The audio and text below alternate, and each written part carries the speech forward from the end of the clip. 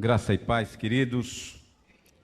Vamos abrir a palavra de Deus no Evangelho segundo escreveu Lucas, no capítulo 4.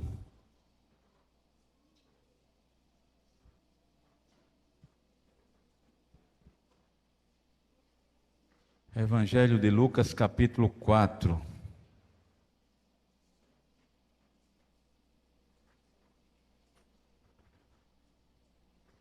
A partir do versículo 16.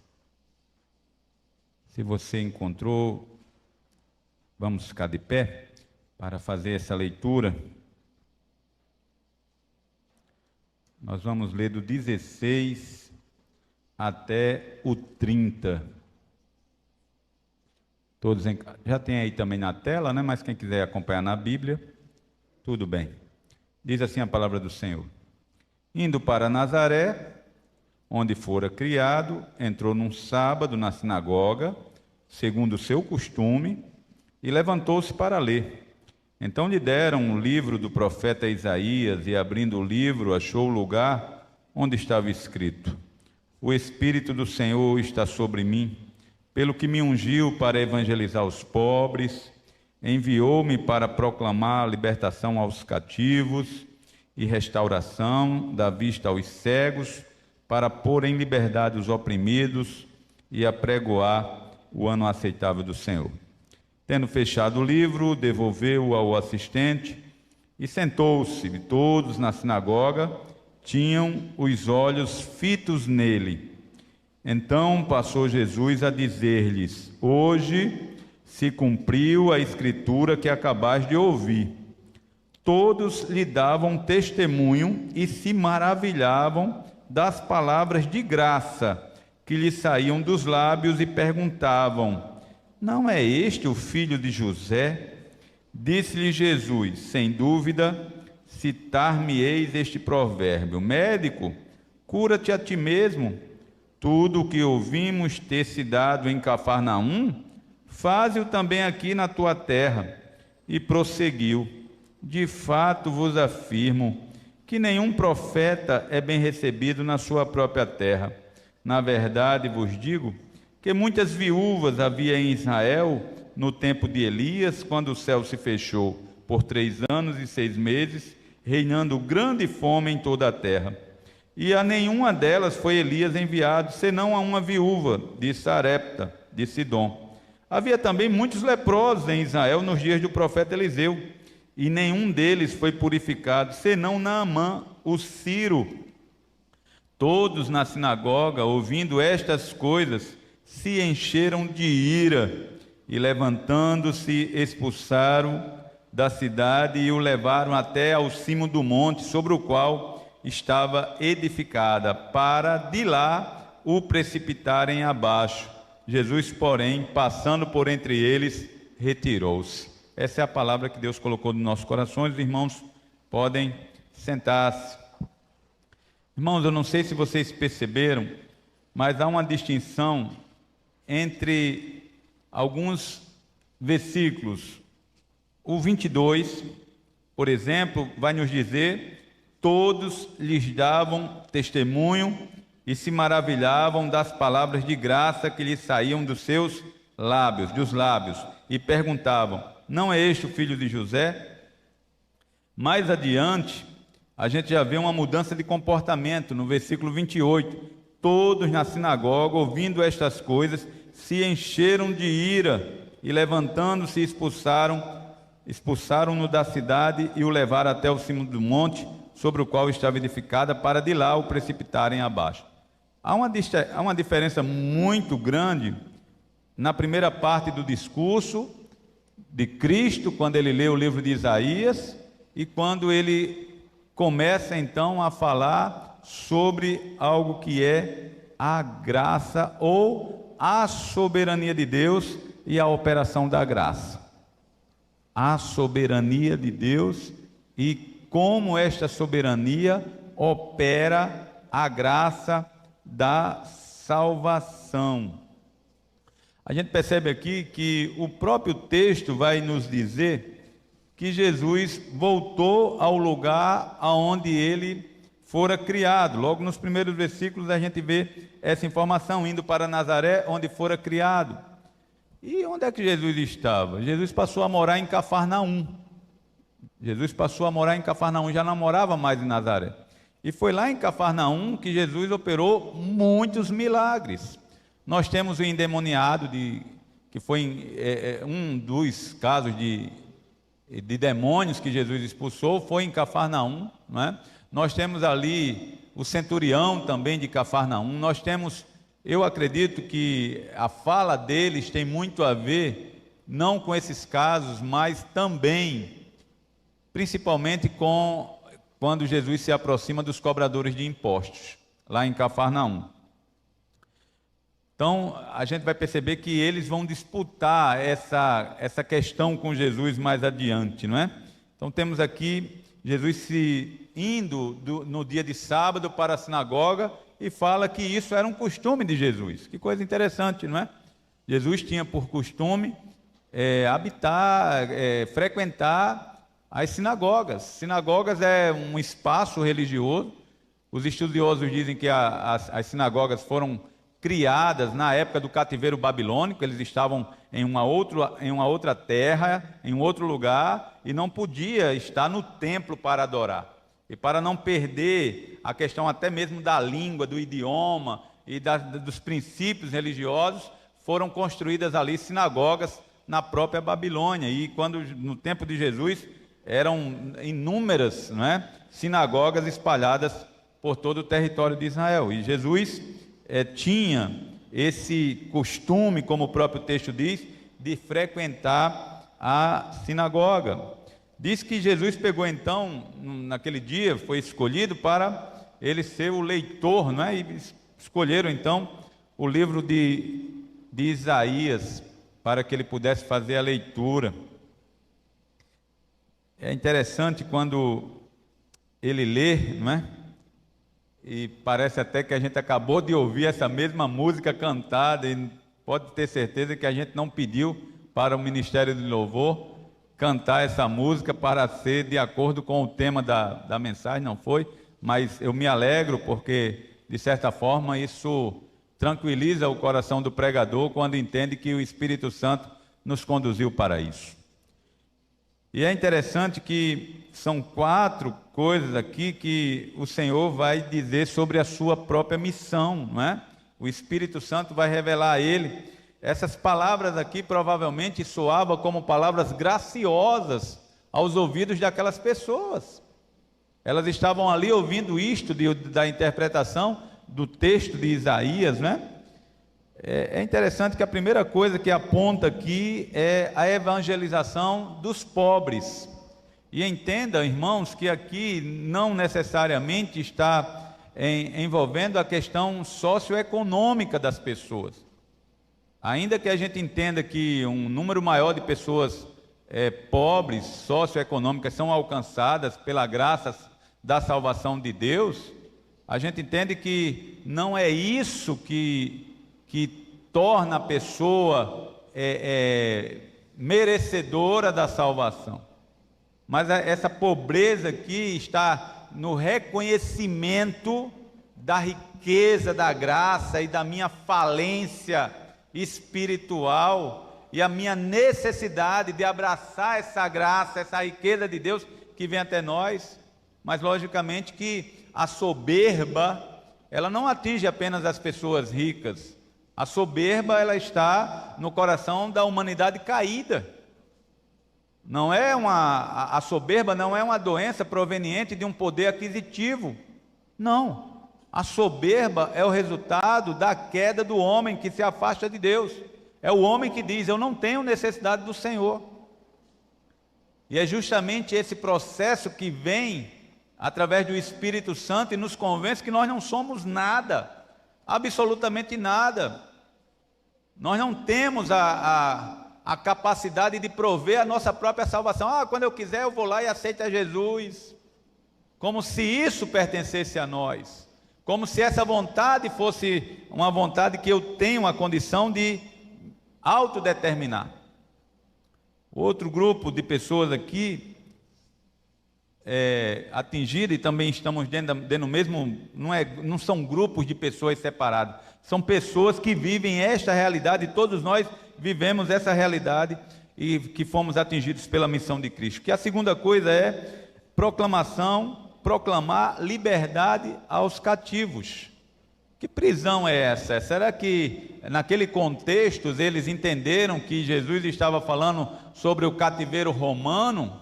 Eles estavam debaixo de um cativeiro naquela ocasião, o cativeiro romano, que imprimia a eles determinações que eles não poderiam de maneira alguma fazer o que quisessem, né? Era uma nação cativa, relativamente cativa, uma democracia relativa.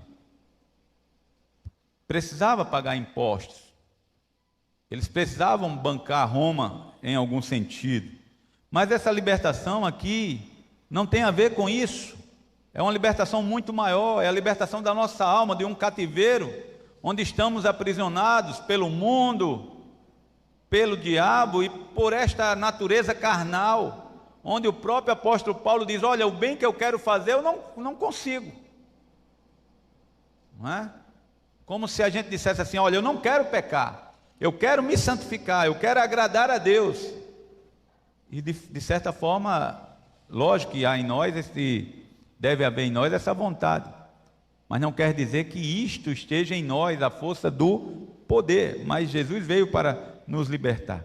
Em terceiro lugar, restaurar e a vista aos cegos. E também nós não estamos aqui, o texto não está aqui falando de pessoas que serão curadas com relação à cegueira física, apesar de que Jesus manifestou esses milagres naquela ocasião, naquela ocasião não, naquela época. Não foi esta a ocasião que Jesus manifestou o milagre de cura de cego, mas Jesus no seu ministério também teve a oportunidade de curar pessoas cegas, mas não é essa cegueira física também que o texto está apontando, mas a cegueira espiritual. Como é que o homem contempla o mundo espiritual que coexiste com o mundo físico? Quantas vezes, irmãos, antes de ser crente, nós não entendíamos o que é ser crente? A gente pensava apenas dentro de uma caixinha chamada religiosidade, religião. Fulano tem a sua religião, eu tenho a minha. A gente não conseguia enxergar além disso. O mundo espiritual para a gente era desconhecido. Jesus então diz o texto aqui que ele veio para nos dar essa vista, dar essa visão, dar essa contemplação, algo maior. Se a gente for observar as cartas de Paulo, Paulo vai dizer que quem cegou a humanidade foi o diabo. O Deus deste século cegou o entendimento, não é a visão física, é o entendimento. Em quarto lugar, libertar os oprimidos. O pastor Hernandes, ele fala: Jesus veio para libertar os oprimidos do diabo. Nenhuma religião pode arrancar do coração humano essa opressão. Nenhum rito sagrado pode aliviar o homem desse peso esmagador. Nenhum esforço humano pode atenuar essa situação. Então percebam, irmãos, que não é algo que a religião vai nos conceder. Eu estou cativo espiritualmente, mas eu frequentando uma religião, eu estando em uma igreja, eu estando em uma sinagoga, eu estando em um templo, colocar aqui dentro do templo de Jesus, essa opressão vai sair. Não, isso aí é um poder único e exclusivo do próprio Deus, é relação com Deus. E por fim, a missão de Jesus estava em apregoar o ano aceitável do Senhor. Esta relação, esta informação tem a ver com o ano do jubileu que o povo de Israel comemorava. O que é isso, pastor?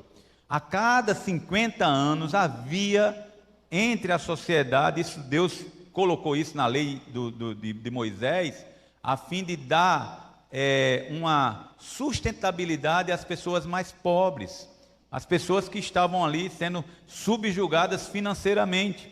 Então, no ano do jubileu, havia um perdão geral. Até mesmo isso influenciava até nas negociações de bens materiais. Se a pessoa fosse vender algo próximo ao ano do jubileu, ele sabia que não poderia vender com a oportunidade daquele bem se tornar para outra pessoa de forma gratuitamente. Então, às vezes até isso fazia com que os preços mudassem, fossem configurados de outra forma. Mas o que acontecia no ano do jubileu é que todas as dívidas eram perdoadas. Quem tem dívida aí? Ninguém quer nem levantar a mão. Ó. Eita, que levanta e recebe assim, faz assim, rapaz. De repente Deus está dizendo assim: é ano de jubileu para você, é noite de jubileu para você. Mas vamos pensar, irmãos, que a gente está falando de forma física e de todas as outras coisas. Eu falei de coisas espirituais. Eu não posso aqui pensar que o texto agora vai falar de coisas físicas e fazer aqui, levanta a mão que o ano do jubileu chegou para você. Não vou fazer isso, né? Eu estaria adulterando a palavra, eu não vou fazer isso, né? Mas eu também entendo que Deus tanto opera no espiritual como no material. Para Ele isso é possível, você também pode receber isso. Mas aqui está falando, irmãos, de algo muito maior do que os bens materiais. Sabe o que é? As suas dívidas com Deus estão perdoadas. Os seus pecados estão todos perdoados. Sabe aquela ira de Deus que é provocada dia após dia pelos nossos pecados e que Ele já reservou um dia para descarregar a sua ira sobre a humanidade?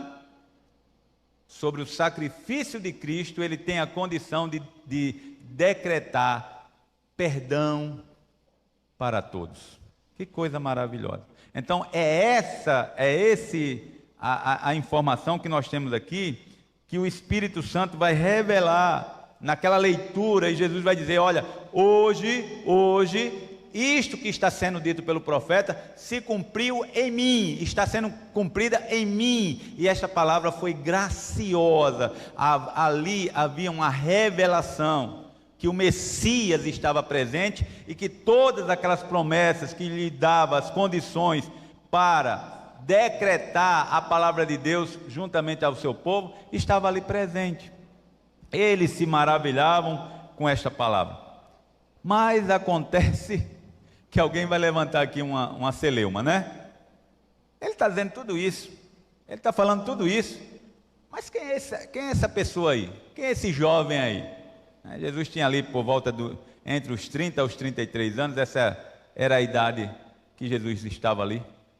Não é esse o filho de José? Algumas pessoas falam de José como se ele tivesse casado com Maria, ele já vinha de um segundo casamento, e tinha filhos do primeiro casamento. Isso é para justificar a virgindade de Maria, a virgindade eterna de Maria, não é?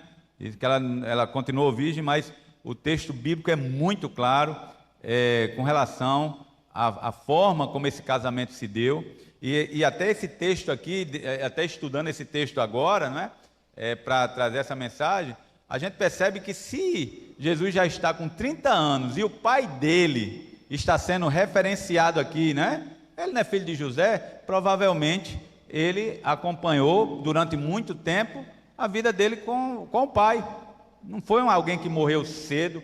E a gente tem textos que falam sobre está aí Jesus, seus irmãos, as suas irmãs, e a sua mãe está aí.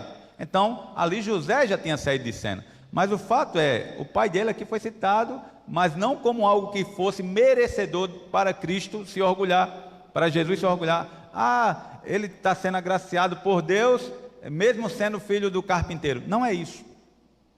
Eles estão questionando se aquele filho do carpinteiro, de fato, tinha recebido da parte dos céus tudo aquilo que ele estava ali proclamando, conforme o profeta Isaías. E aí, em resposta a isso, que Jesus vai falar algo e que vai transformar o pensamento daquelas pessoas. Eles ainda vão dizer o seguinte: tudo que ouvimos ter se dado em Cafarnaum, faz-o também aqui na tua terra. Jesus vai repetir estas palavras. Disse-lhe Jesus: sem dúvida citar-me-eis este provérbio: médico, cura-te a ti mesmo. Tudo que ouvimos ter se dado em Cafarnaum, faz-o também aqui na tua terra. E prosseguiu: de fato vos afirmo que nenhum profeta é bem recebido na sua própria terra. E depois vai fazer menção a dois personagens bíblicos do Antigo Testamento.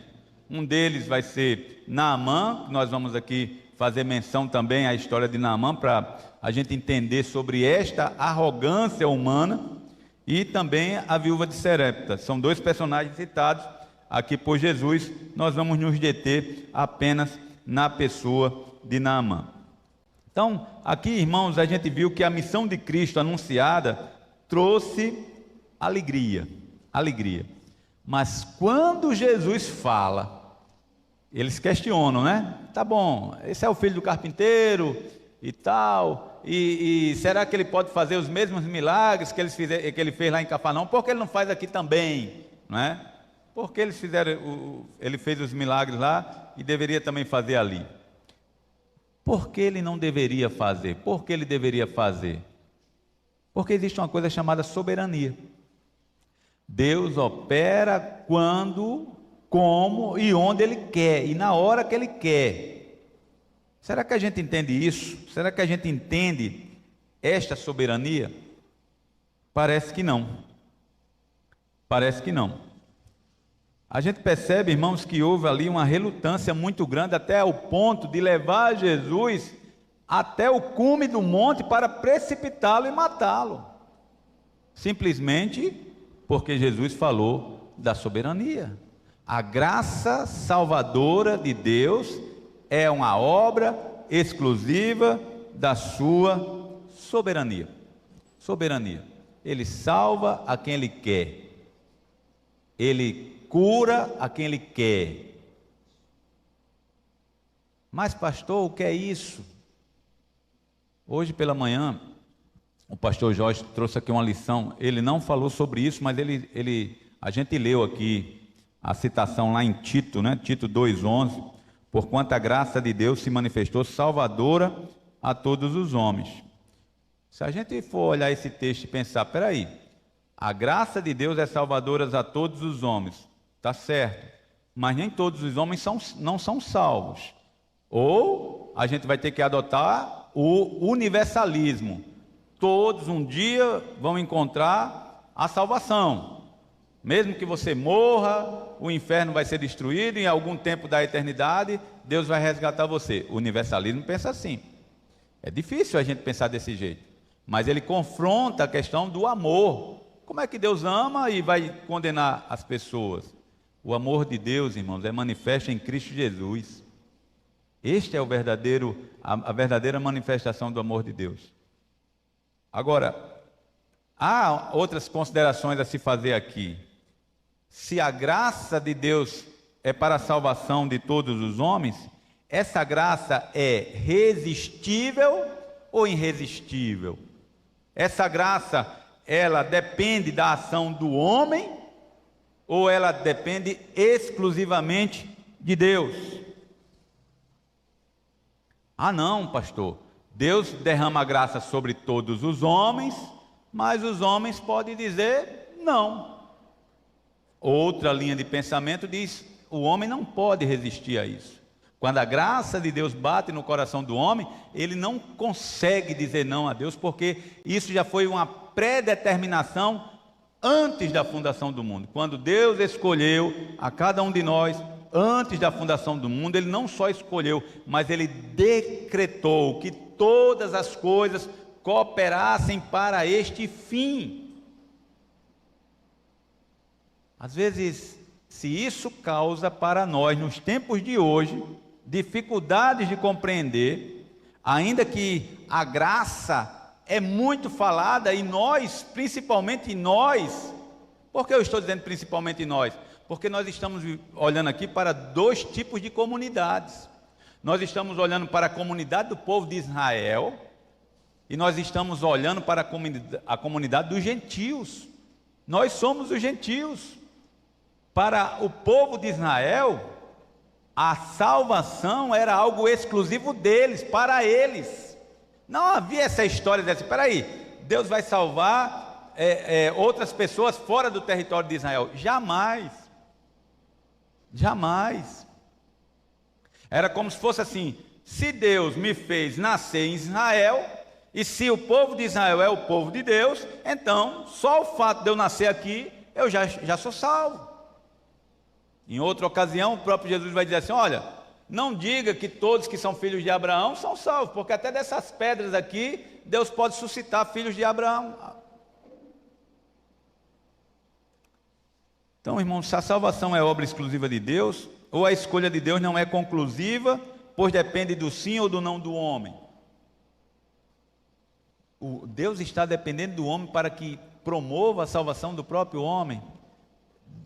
Seria algo terrível para cada um de nós. Seria algo terrível para cada um de nós. Então, essa palavra todos aqui, é interessante a gente pensar que não há exclusão entre salvação para homens, mulheres e crianças. Todos. Salvação há para ricos, pobres, para intelectuais, analfabetos, para os amarelos, para os brancos, para os pretos, para os orientais, para os ocidentais, para os civilizados e os não civilizados. Essa palavra se acomoda melhor assim. Todos se acomoda melhor assim.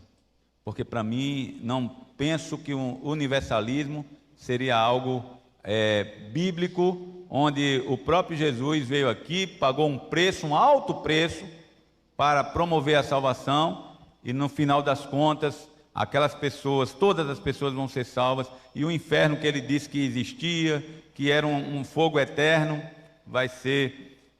não vai existir. Sabe, irmãos, John Charles Hyler, ele diz uma coisa interessante: de todas as doutrinas da Bíblia, nenhuma é tão ofensiva ao homem quanto a da soberania de Deus na aplicação da salvação. Aquela comunidade de Nazaré, ela não aceitava o fato de que aquela obra que estava acontecendo lá em Cafarnaum, entre os endemoniados, Deus estava salvando os endemoniados, Deus estava salvando os cobradores de impostos. Mas como é que pode? Nós estamos aqui na sinagoga. Nós estamos na sinagoga. É interessante, irmãos, que só o fato de estar na sinagoga já gera em nós uma percepção de: poxa, entre um e outro, vamos pensar que quem deveria ser escolhido seriam as pessoas que estavam ali, dentro de um contexto religioso. Só que Jesus vai trazer para eles agora uma situação ou duas situações que chamam muito a nossa atenção.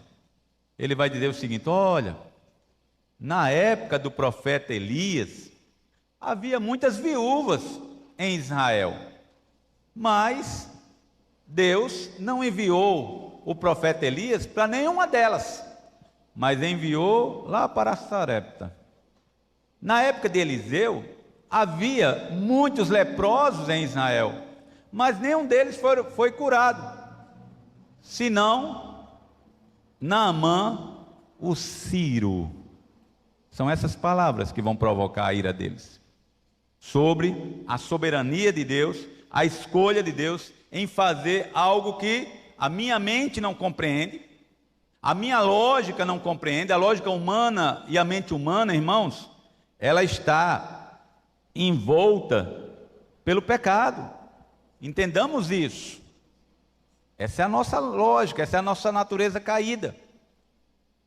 Mas quando a gente vai olhar a história de Naamã, ela coopera e muito para a criação, para a compreensão desse texto. A gente vai fazer isso, mas eu gostaria de antes mostrar sobre essa ação da graça de Deus. Domingo passado, e eu louvo a Deus pelo domingo passado, a gente ouviu aqui o discorrer de alegra-te no Senhor. Não foi assim? Foi bom, não é? A gente vê aqui os homens, a igreja do Brooklyn, né? Dançando. E uma coisa, assim como o pastor Jorge até comentou aqui, ele estava ali anotando, eu também estava, não anotei, mas algumas coisas me veio e eu passei tempo gostoso na presença de Deus, buscando isso. Inclusive coloquei no boletim da igreja, se você não recebeu, procure no texto, a gente discorre mais sobre isso que eu vou falar aqui.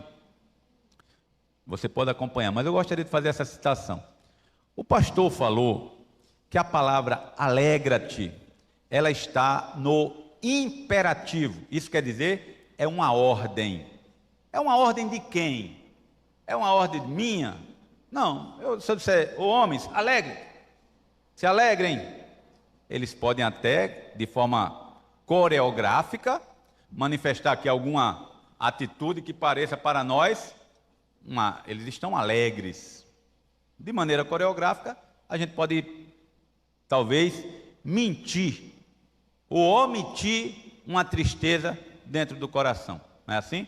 A minha palavra, a palavra do pastor da igreja, não tem poder. Eu estou com meu filho triste, e eu chego para meu filho e digo assim, até num caminho de uma depressão, meu filho, se alegre. Essa palavra, ela tem até uma força de vontade, para que aquela pessoa saia do estado de tristeza e encontre um estado de alegria. Mas ela não tem poder, ela não é poderosa. Ela pode ser amorosa, ela pode estar sendo como fruto da minha vontade que aquilo aconteça, mas ela não tem poder. Ao contrário, irmãos, quando o pastor diz, olha, está no imperativo e é uma ordem. De quem é a ordem de alegrar-se? É de Deus. Então, se essa ordem é de Deus, Deus sabe exatamente que nem todas as pessoas que estão aqui estão vivendo em um momento de alegria ou até num momento neutro, onde essa palavra pudesse se acomodar no seu coração e você passar a se alegrar. Mas algumas pessoas que estão aqui provavelmente estão vivendo dificuldades e até tristeza por perda de parente, por questão de saúde ou por outra razão. Então alguém pode argumentar, Senhor, como é que o Senhor está mandando me alegrar, se eu estou vivendo isso? Será que o Senhor não consegue entender que este estado que eu estou, não é algo que me dá condições de me alegrar? E aí é onde entra, por ser a palavra de Deus, poderosa, se a gente anda na obediência desta palavra, a cada passo que nós damos em direção à obediência à palavra, as coisas vão sendo transformadas. É por isso que existe uma palavra poderosa que diz assim, que na presença do Senhor, até a tristeza salta ou pula de alegria. Entenda isso como ordem. Talvez para os militares, cumpridores de ordens, entendo que é delegação, estou delegado, recebi uma delegação. Então, independe, irmãos, da condição que nós estamos. Agora, com essa palavra, vamos pensar sobre Naamã e fazer a conclusão do texto que nós acabamos de ver.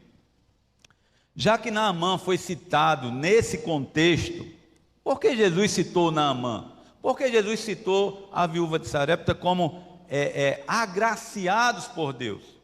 Nem Naamã, nem a viúva fazia parte do povo de Israel, não detinham as promessas, não conheciam as alianças que Deus fez exclusivamente com o povo de Israel no Antigo Testamento.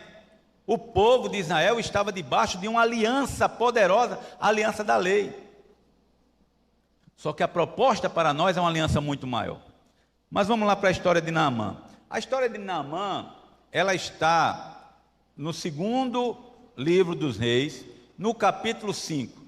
A Bíblia dedicou, o Espírito Santo dedicou toda essa porção do capítulo 5 para inspirar o autor para falar sobre a história de Naamã. Quem é Naamã, pastor?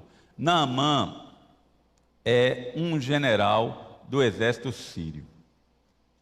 A palavra mostra que Deus tinha agraciado Naamã. Através dele, através de Naamã, a Síria recebeu um grande livramento. E logicamente que ele foi ali considerado um grande homem, a ponto de estar ali com o rei em diversas situações. O texto vai dizer que apesar dessa condição famosa, né, corajosa, um general provavelmente rico também, não é? Dentro daquele contexto, eu acredito que ele era bastante rico, ele era leproso. Então o texto começa a enaltecer Naamã e finaliza de forma negativa, dizendo que apesar de tudo isso, ele era leproso. E o texto vai dizer que uma das campanhas militares que Naamã fez foi uma investida contra o território de Israel. E nessa investida, ele trouxe cativa uma garota de lá.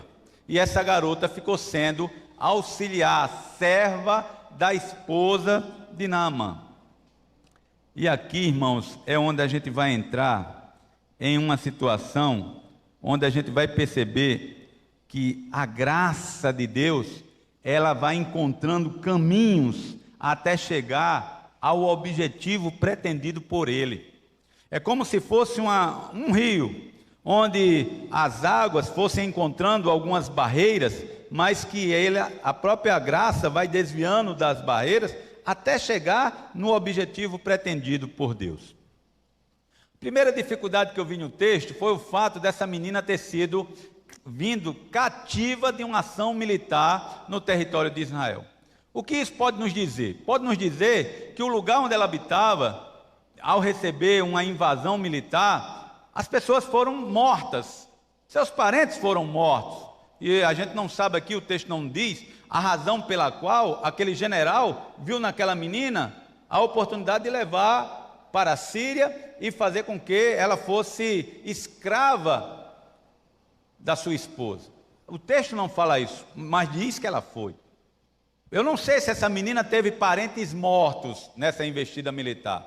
Eu não sei se ela ficou órfã, mas eu sei que ela vai chegar para a esposa de Naamã e vai demonstrar uma misericórdia tão grande para esse homem, que não é compatível de um coração que está fragilizado com perdas, odiando quem matou pessoas ali nessa investida militar, mas ela vai ter uma compaixão surpreendente.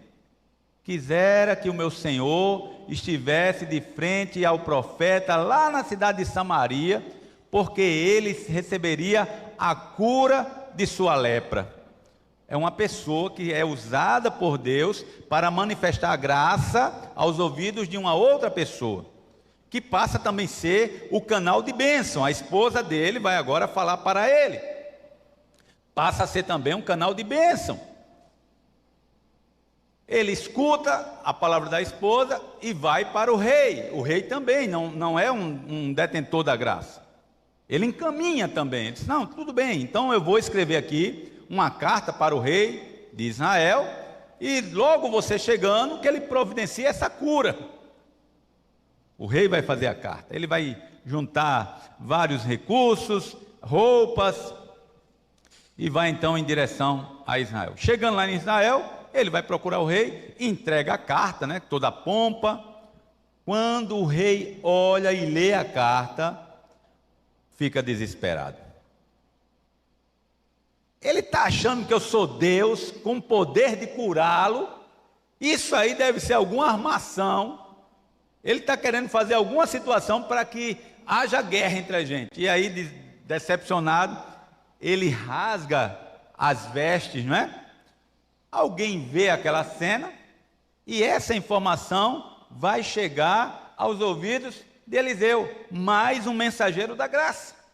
Percebam que a graça está sendo conduzida até a pessoa de Eliseu, profeta Eliseu. Eliseu tomou conhecimento, mande chamar ele aqui. Naamã é informado de que o profeta então mandou chamá-lo e vai com toda a sua comitiva para a casa de Eliseu. Eliseu, irmãos, ele nem sai de casa. Eliseu nem sai de casa. Ele manda um mensageiro para falar com Naamã. Olha, o profeta mandou dizer aqui para o senhor que que o senhor vá até o Jordão, mergulhe 7 vezes no Rio Jordão, que o senhor vai ser curado dessa lepra. Aí ressurge uma coisa chamada arrogância humana, soberba humana. Aquilo que parece que, não compreendo isso como sendo vontade de Deus, não. Eu não compreendo isso como sendo a vontade do Senhor. Eu fiz uma pesquisa sobre o que é arrogância.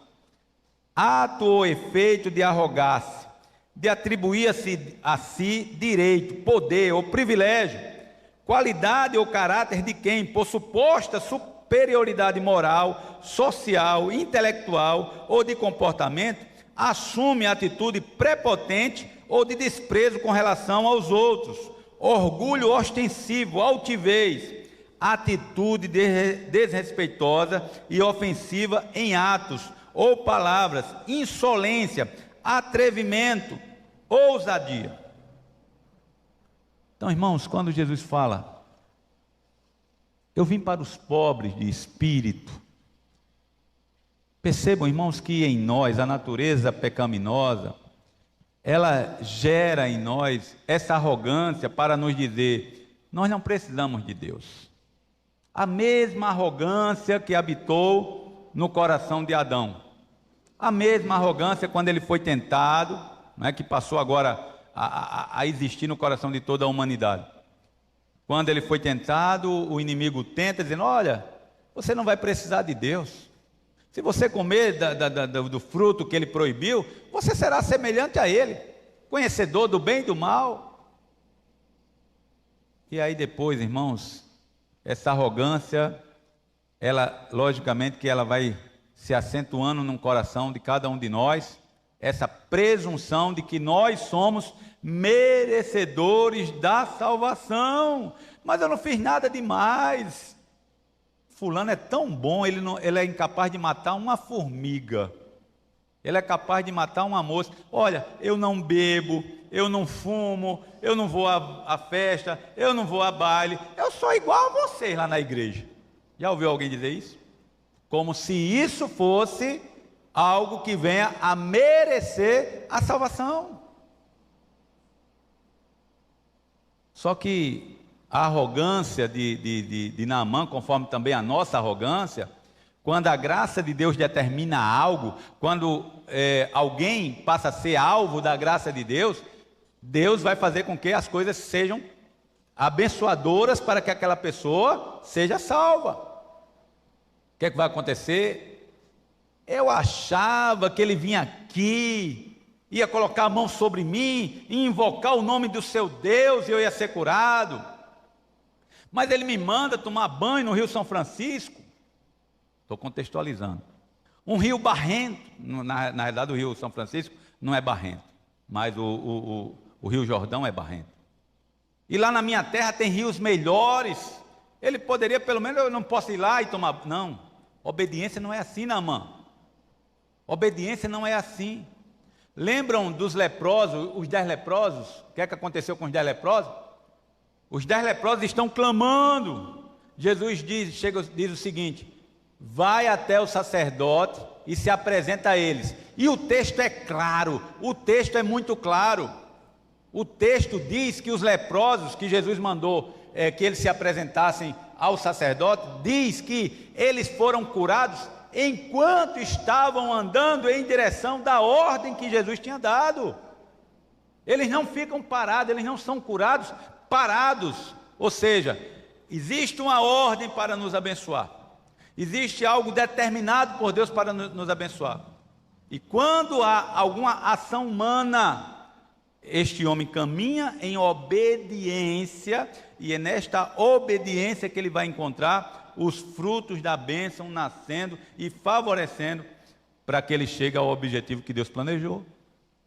Então aqueles oficiais de Naamã também são frutos desta graça, são operadores da graça de Deus, estão ali em função de dizer assim: Naamã, o homem não disse algo tão difícil não, a gente já andou até aqui, a gente veio lá da Síria, tudo bem, são países, tem fronteiras ali, não é?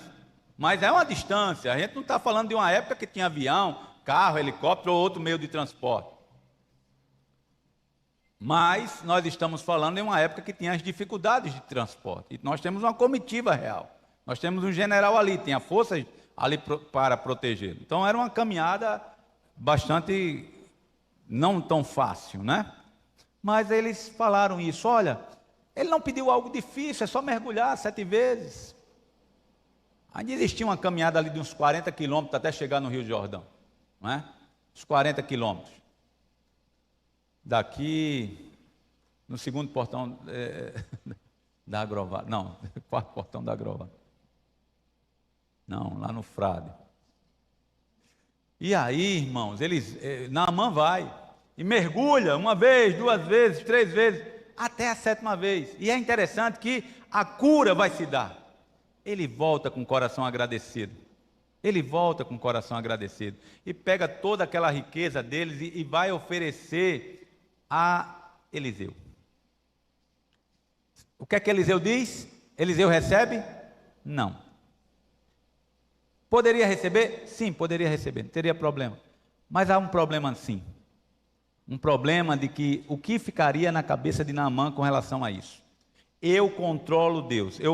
Ele fez isso porque ele sabia que eu podia pagar, eu podia ofertar, eu podia presentear. Eliseu diz assim: quero não. Não quero aceitar isso não. Pode levar sua riqueza de volta. É a graça.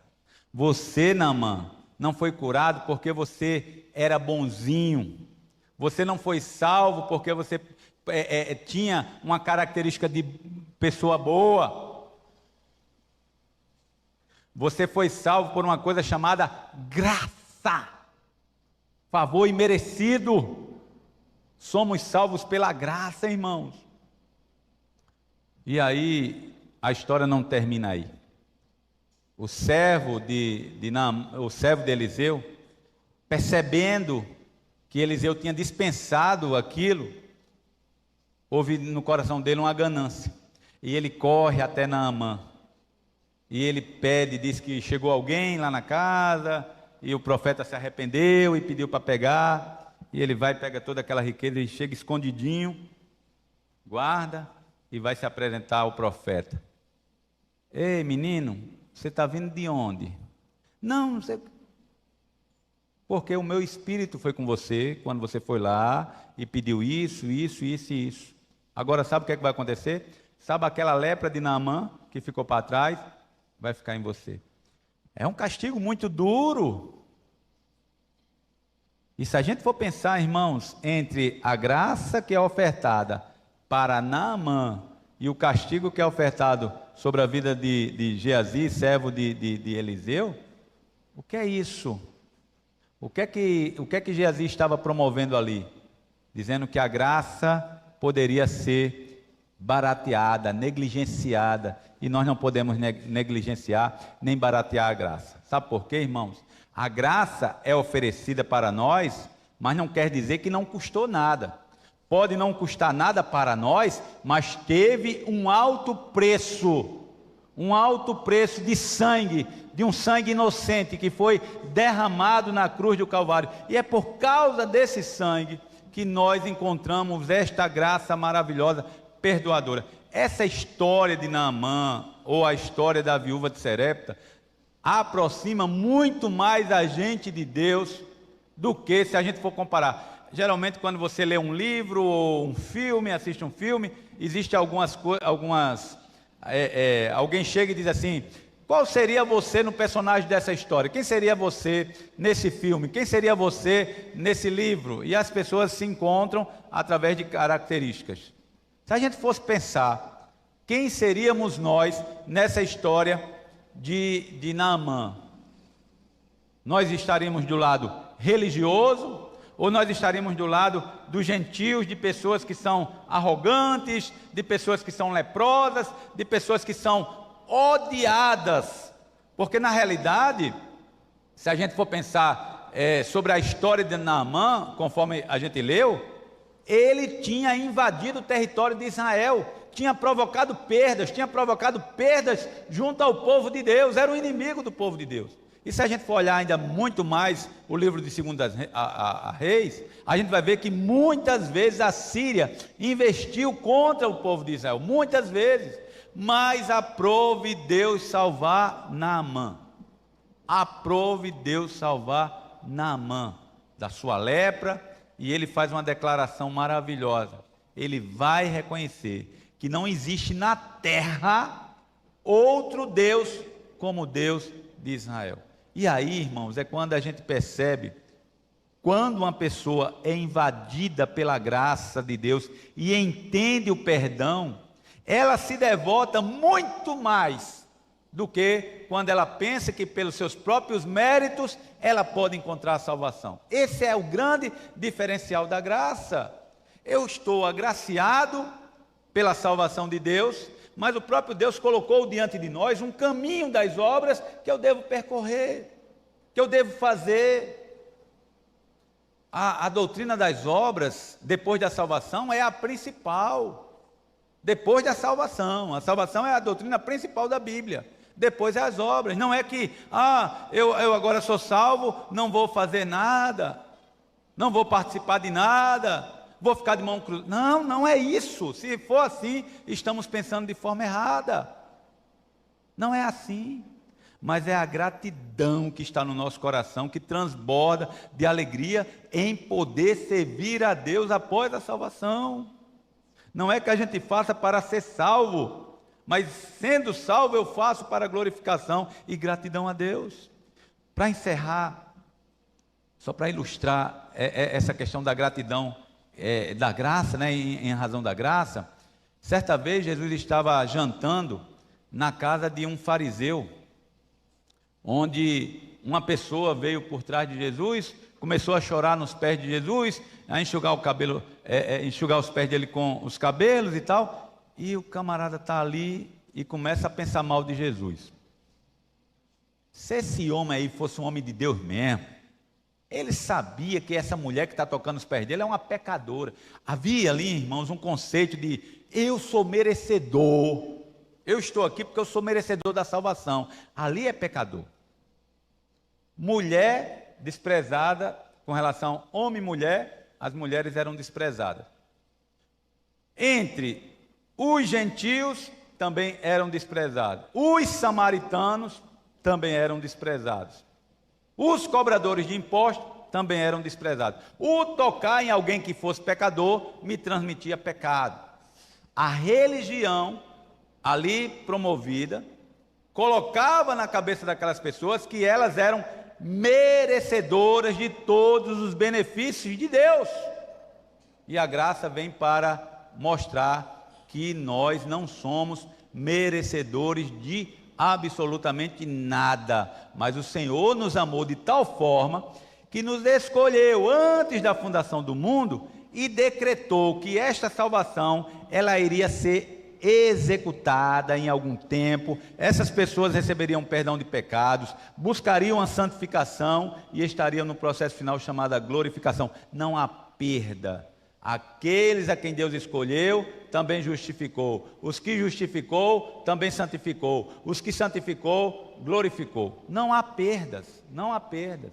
Então, queridos, hoje a gente apresentou diante da comunidade algo chamado de graça motivada pela soberania de Deus. Você é grato a Deus porque a sua soberania lhe escolheu para uma salvação que nós não merecemos, nem imaginamos. O que nós recebemos atualmente são apenas gotículas da graça, gotículas da graça, porque aquilo que Deus preparou para nós na eternidade, olhos não viram, ouvidos não ouviram, nem sequer desceu o coração. Hoje já estamos bem satisfeitos em saber que há uma salvação a ser desfrutada. Estamos satisfeitos. Estamos satisfeitos, se aí eu vou voltar para o caso de domingo passado, em saber que ainda que eu esteja triste, há uma palavra poderosa que me faz andar em obediência a esta palavra, e se eu ando em obediência a essa palavra, até aquela tristeza que estava comigo, ela tem que saltar de alegria, porque foi a ordem do soberano. Essa é a soberania de Deus que nós devemos exaltar. A soberania que diz, Ele faz o que Ele quer, como Ele quer, onde e como Ele quer. E eu estou muito satisfeito, porque se dependesse de mim, se dependesse de você, a salvação fosse colocada, meu filho está aí, fica com a responsabilidade de você mesmo se salvar. Não ia dar, a gente não ia salvar. Não teria como, não teria como. Quando eu olho aqui, eu vejo aqui uma comunidade de pessoas que carecem da graça de Deus. Que carecem, e tem que ser assim. Depende da graça, depender da graça. Quando eu nego isso, irmãos, quando eu digo que eu sou merecedor, eu faço igual aquelas pessoas. Agora, voltando para o texto que nós lemos inicialmente. Eu estou agora ouvindo um sermão de Jesus e estou dizendo, que coisa graciosa. Mas quando fala da soberania, da graça da salvação, eu pego Jesus e levo ele para se precipitar e jogar ele. Não quero esse tipo de sermão, eu não quero esse tipo de mensagem. Eu sou merecedor, eu mereço essa graça, eu mereço essa salvação. Eu sou autossuficiente. A arrogância humana. Então, irmãos, que nós possamos nos humilhar na presença do Altíssimo, na presença do Senhor, reconhecer a sua graça, reconhecer a nossa miséria, reconhecer que somos pobres mesmo, e queremos nos agarrar nessa riqueza chamada graça. Que Deus abra os olhos espirituais para nós enxergarmos a sua grandeza cada vez mais.